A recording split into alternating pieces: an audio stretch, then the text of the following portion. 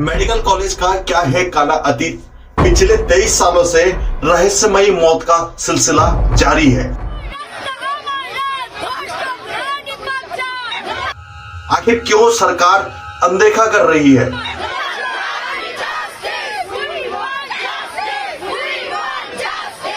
इस कॉलेज में होने वाले गुनाहों पर अब तक क्यों पर्दा पड़ा हुआ है?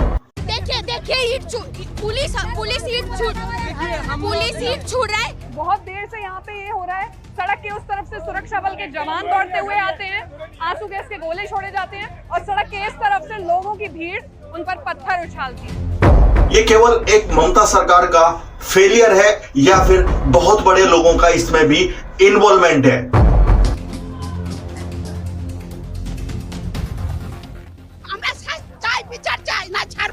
जो लाठीचार्ज कर रहे हैं, हम लोग तो लेडीज है ना, हम लोग बोले नहीं सकते। आखिर पिछले 23 सालों में आरजीकर कॉलेज में हो रहे गुनाहों पर सरकार चुप्पी क्यों साधे हुए है? और 8 अगस्त को हुए मर्डर एंड रेप में अब तक की क्या अपडेट है? वीडियो खत्म होने तक सारे सवालों के जवाब आपके सामने होंगे। दक्ष क्राइम डायरी की यह सच्ची रिपोर्ट आपको भी सोचने पर मजबूर कर देगी। आखिर एक शिक्षा के मंदिर में आज के समाज के लोगों ने इंसानियत को तार तार कर दिया है।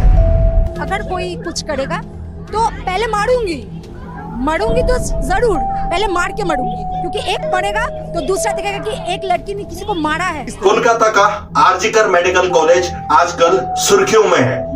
आरजीकर मेडिकल कॉलेज के अंदर एक ट्रेनी डॉक्टर का पहले रेप फिर हत्या, जिससे पूरा देश गुस्से में है।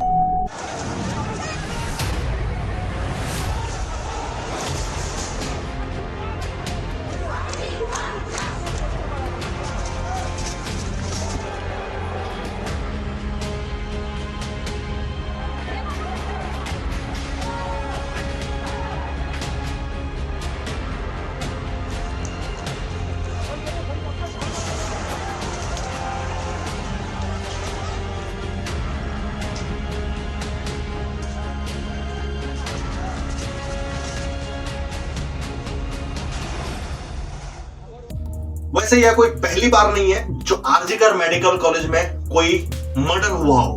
ट्रेनी डॉक्टर के रेप हत्या को मिलाकर पिछले 23 सालों में यहां पर 7 डॉक्टर्स की हत्या हो चुकी है। ऐसी घटनाओं को लेकर इस आरजीकर मेडिकल कॉलेज का पिछले 23 सालों का इतिहास है।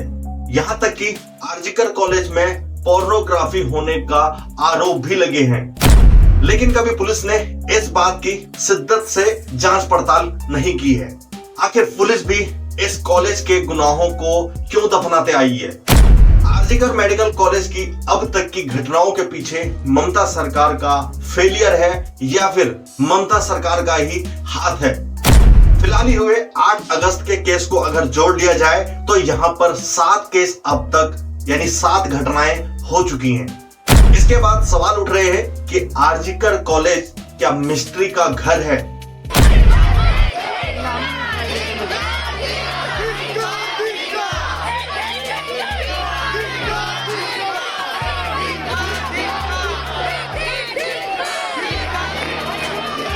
ये बात हम क्यों कह रहे हैं? क्योंकि आरजीकर कॉलेज से जुड़ी कई चौंकाने वाली सच्चाइयां सामने आई हैं। अब तक की इन घटनाओं की गुत्थी केवल आत्महत्या के बीच झूलती रही है और केस को बंद कर दिया जाता है। तो आइए दोस्तों डालते हैं एक नजर आरजीकर मेडिकल कॉलेज के दहला देने वाले इतिहास पर। 10 अगस्त 2002 सौमित्र विश्वास केस। आरजीकर मेडिकल कॉलेज में यह पहली घटना थी जो सन 2002 में घटी थी।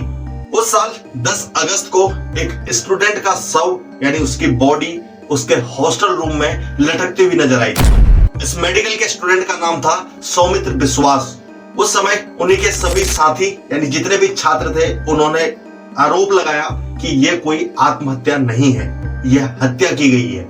टाइम्स ऑफ इंडिया की पुरानी रिपोर्ट के मुताबिक इन छात्रों ने सनसनीखेज खुलासा किया था। छात्रों ने बताया था कि हॉस्टल में पोर्नोग्राफी होती है। उन्होंने बताया कि यहाँ पे सेक्स वर्कर्स को लाकर शूटिंग की जाती है। छात्रों के मुताबिक सौमित्र ने इसके खिलाफ आवाज उठानी चाहिए, जिसके बाद उसे ठिकाने लगा दिया गया। इस मामले में पुलिस पर भी काफी गंभीर आरोप लगे। कहा जाता बताता है कि सौमित्र के बगल वाले रूम में ट्राइपॉड्स और रिफ्लेक्टर्स पाए गए, जिसके मिलने के बावजूद भी पुलिस ने ठीक से छानबीन नहीं की, जिसके बाद पुलिस ने इसे आत्महत्या बताकर केस को बंद कर दिया। दोस्तों, अगर पहले ही इस मामले में पुलिस ने ईमानदारी से काम किया होता तो ये वीडियो यहीं पे खत्म हो जाती और बाकी की 6 घटनाओं को अंजाम नहीं मिलता और आरजीकर मेडिकल कॉलेज की गुंडागर्दी यहीं पर खत्म हो जाती। पुलिस को रिश्वत मिली या फिर उनके ऊपर पॉलिटिकल प्रेशर था, जिसके चलते इन्होंने इस केस को दफन कर दिया, भगवान ही जाने। 22 अक्टूबर 2003 डॉक्टर अरिजीत दत्ता केस।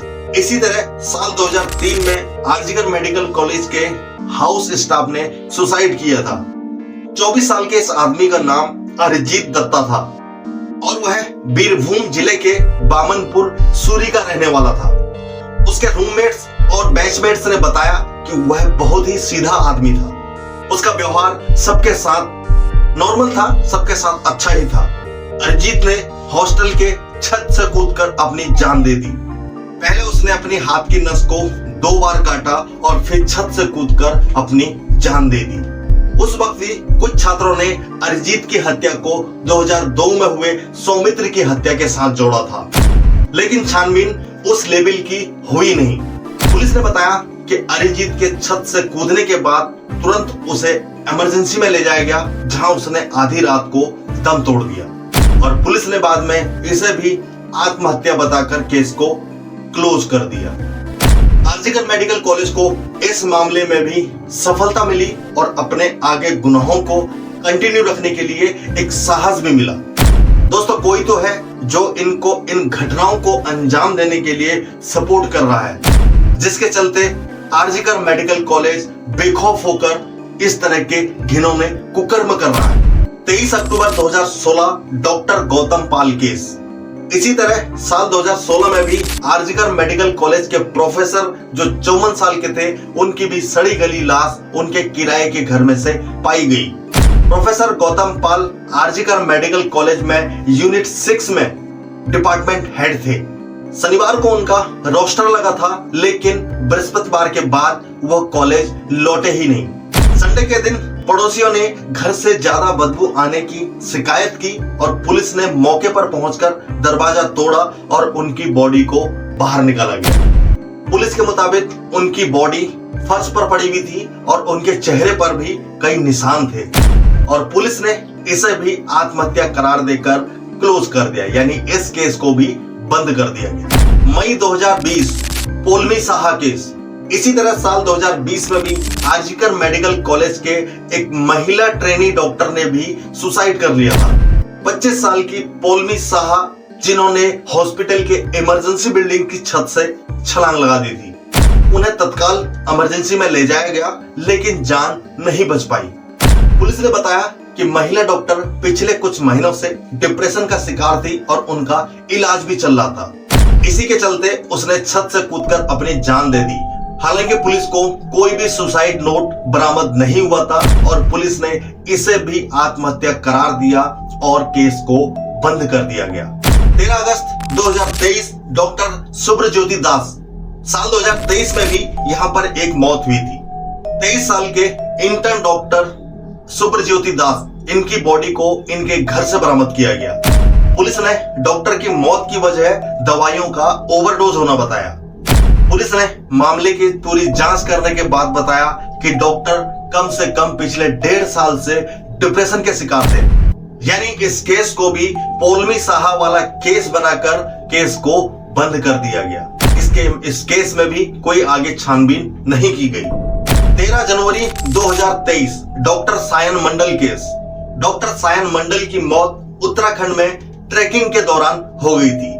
दावा किया गया कि डॉक्टर सायन मंडल को सांस लेने में दिक्कत थी, हालांकि यह कभी साबित हो नहीं पाया और उनके साथियों द्वारा ऐसा दावा किया गया कि हॉस्पिटल में हो रही जितनी भी गड़बड़ियां थी उसके बारे में डॉक्टर सायन मंडल को ज्ञान था, यानी नॉलेज थी और वो इस चीज के लिए आगे आने वाले थे। और अब बात करते हैं आखिरी केस 9 अगस्त 2024 डॉक्टर लेडी का केस। आरजीकर मेडिकल कॉलेज में ट्रेनी डॉक्टर की रेप किया गया पहले, उसके बाद मर्डर किया गया और उसकी बॉडी उनके सेमिनार हॉल में मिली, जिसमें अस्पताल का कर्मचारी ही आरोपी बताया गया। कॉलेज प्रबंधन पर मर्डर को छिपाने का आरोप है और फिलहाल में इस मामले की जांच सीबीआई कर रही है। ट्रेनी डॉक्टर के रेप और मर्डर की दरिंदगी के बाद आरजीकर मेडिकल कॉलेज चर्चा में है। इसके कई और भी कारण हैं। एक तो ट्रेनी डॉक्टर के साथ दरिंदगी की हद को पार कर दिया गया और बाद में आरजीकर मेडिकल कॉलेज की पुरानी परंपरा को निभाने की कोशिश की गई, यानी केस को महज एक आत्महत्या करार देकर अपने गुनाहों को छुपाने की कोशिश की गई। जब यह मामला खुला और विरोध प्रदर्शन हुआ, तब जाकर कहीं यह मामला रजिस्टर्ड हुआ। अब फिलहाल इस केस की जांच सीबीआई कर रही है। आरजीकर मेडिकल कॉलेज अब एक रहस्य बन गया है। इस केस में हर दिन नए खुलासे हो रहे हैं। आरजीकर मेडिकल कॉलेज में बहुत गड़बड़ियां चल रही थी, जिसके चलते इन घटनाओं को अंजाम दिया गया। ममता सरकार पर कई सवाल उठे हैं, जिसके चलते इन्होंने एसआईटी टीम का अब गठन किया है। आरजीकर मेडिकल कॉलेज में महिला डॉक्टर की डेड बॉडी बरामद होने के बाद संदीप घोष की भूमिका पर कई सवाल सामने आए हैं। डॉक्टर से रेप और मर्डर केस के मामले में आरजीकर मेडिकल कॉलेज के जूनियर डॉक्टर न्याय की मांग के लिए सड़क पर खड़े हैं। वे लोग शुरू से ही संदीप घोष से इस्तीफा मांग रहे थे। आंदोलन के दबाव में आकर संदीप घोष ने खुद ही इस्तीफा दे दिया, लेकिन उस दिन ही उन्हें दूसरे अस्पताल में निदेशक नियुक्त किया गया और उस नियुक्ति पर भी बहुत बड़ा हंगामा किया गया। सभी लोग आरोपी संजय रॉय की कड़ी सजा की मांग कर रहे हैं। इसी बीच पीड़िता की डिटेल पोस्टमार्टम रिपोर्ट सामने आई है। इस रिपोर्ट को पढ़कर अंदाजा लगाया जा सकता है कि 9 अगस्त की रात को आरोपी ने पीड़िता के साथ किस तरह हैवानियत दिखाई थी। इस पोस्टमार्टम रिपोर्ट के बाद डेड बॉडी पर 14 से ज्यादा चोटों के निशान पाए गए। पोस्टमार्टम रिपोर्ट के अनुसार मृतक के सिर पर गाल, कान, नाक और होंठ और कंधे, हाथ, पैर और यहां तक कि उनके प्राइवेट पार्ट्स पर भी चोट के निशान पाए गए। वहीं बॉडी के अंदरूनी हिस्सों में भी कई चोटें आई हैं और फेफड़ों में खून के थक्के जम गए थे। और उसके बाद आरोपी ने अपने दोनों हाथों से डॉक्टर लेडी की गला दबाकर जान ले ली। पीड़िता के पिता ने बताया अपने बयान में कि आखिरी बार बेटी से कब बात हुई थी और वह कितने बजे घर से निकली थी। कोलकाता के RG Kar medical college and hospital के मामले में पीड़िता के पिता का बयान सामने आया है। इस मामले में पत्रकारों से बातचीत के दौरान उनके पिता ने कई इंफॉर्मेशन शेयर की थी और उन्हें बताया कि उस दिन मेरी बेटी सुबह 8:10 पर ऑफिस के लिए निकली थी और वह ओपीडी में थी और लगभग रात को 11:15 पर उसकी मां ने आखिरी बार उससे बात की थी। और सुबह में जब मेरी पत्नी ने फोन किया तो उनका फोन रिंग कर रहा था, मगर किसी ने उठाया नहीं और शायद उस वक्त मेरी बेटी की मौत हो चुकी थी। उन्होंने कहा कि चिंता की बात तो यह है, सुबह 3 बजे से लेकर 10 बजे तक किसी को मेरी बेटी की जरूरत नहीं पड़ी, जबकि वह ड्यूटी पर थी। यह बात सही है कि उसे हॉस्पिटल में कई तरह की समस्याओं का सामना करना पड़ता था, जिसके चलते पूरा डिपार्टमेंट संदिग्ध है।